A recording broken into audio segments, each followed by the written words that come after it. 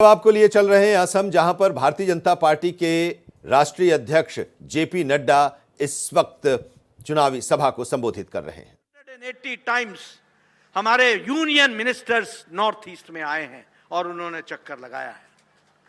आपको जानकर खुशी होगी, मोदी जी ने नॉर्थ ईस्ट को मेन स्ट्रीम में लाने के लिए अष्टलक्ष्मी कहा। अष्टलक्ष्मी और अष्ट आधार क्या थे? सबसे पहला शांति, जो बोडोलैंड जो कोकराझार में आई वो शांति लाने का काम किया। दूसरा था कि हाइड्रो पावर जनरेशन, तीसरा टूरिज्म, चौथा 5G कनेक्टिविटी, पांचवा कल्चर, आपका कल्चर, बिहू कल्चर, इसको संभाल करके रखना, इसको आगे बढ़ाना, natural farming, organic farming, sports और इसके साथ साथ यहां के पोटेंशियल को नरिश करना। ये 8 आधार लेकर के हम चले हैं और इस 8 आधार को लेकर के हम आगे बढ़ रहे हैं। जैसा मैंने बताया कि आज इस इलाके में 71% नॉर्थ ईस्ट में इंसर्जेंसी खत्म हो गई है।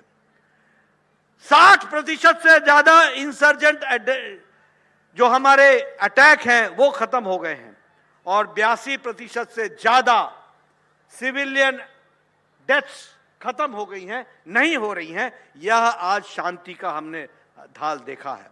और इसके साथ साथ इस इलाके के, नॉर्थ ईस्ट के इलाके के लिए 5 लाख करोड़ रुपए पिछले 5 सालों में खर्च हुआ।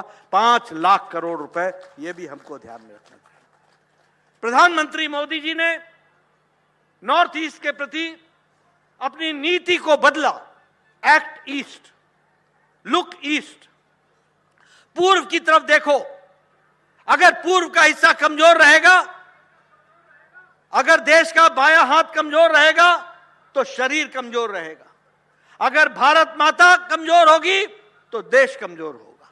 और इसीलिए उन्होंने कहा कि पूर्वी इलाके को विकास के साथ और आगे बढ़ाना पड़ेगा। इसलिए कहा लुक ईस्ट, एक्ट ईस्ट, साथ में कहा act first and act fast.